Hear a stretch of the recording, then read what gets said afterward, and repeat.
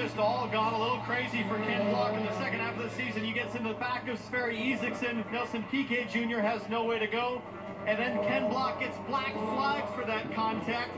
And then crosses start finish. And look at this. Just way too much apex speed. Walls it.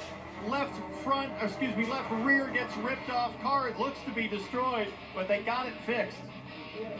Continued. And now you look further back, you see, I think that's Austin Dine. Yes, Austin Dine and David Higgins came off the worst.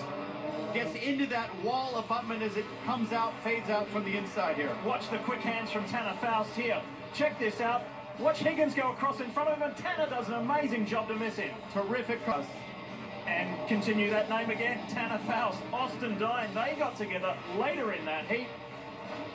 The philosophy of boys have at it, they really did. I mean, we're talking heat races here, Lee. We have semifinals coming up, LCQ. Heat racing. Here's some wet heat racing and a really awkward incident. Oh, and Scott Speed just talked about playing defense. That's like getting hit by an asteroid out of nowhere.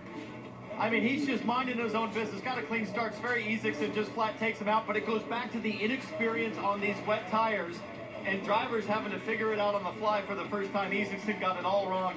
Luckily for Speed, he was able to continue and finish fourth in that. Just up with the Volkswagen in wet conditions. Semi-final rules, top three advance. And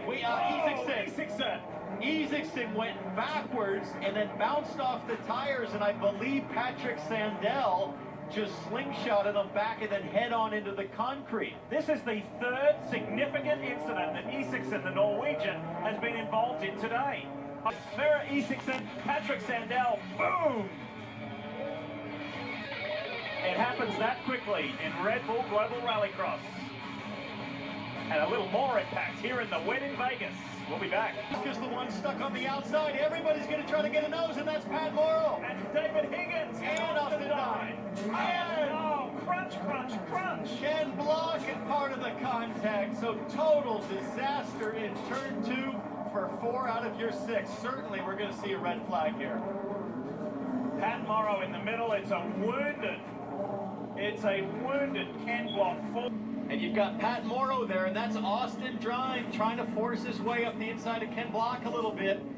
David Higgins gets into the back of Morrow, and then just chaos starts, and Ken Block just wrong place at the wrong time. He's trying to avoid it. He doesn't need more contact, but he just has nowhere to go. And look, he gassed it up, and Pat Morrow's car was going backwards. Unfortunately, in the last chance qualifier, things, Townsend, just got crazy. They really did. You got to feel for Pat Morrow, small independent program there with the Chevy Sonic, and he just gets drilled by Higgins, and that just sets off a chain of events. And, you know, really, Ken Block was the guy that really came out the worst of it, I think. I mean, Higgins had some pretty heavy contact here, but then Ken just has nowhere to go, gets the left rear, and then gets square on the front into Higgins. We're going to go on board. I believe we're here with Ken Block. And he sees what's happening there with Higgins and Morrow. So he brakes, he lets Austin Dine through. He says, I'll go to the right, and Morrow's Chevy tags him.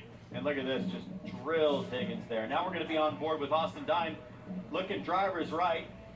There's Higgins, gets into Austin a little bit. Austin says, I'll go to the left and avoid all of this, and there was no way through. Yeah. Brilliant start from Scott Speed, but look at Ken Block. He's going from the last row up to the inside. He takes out Tanner Faust.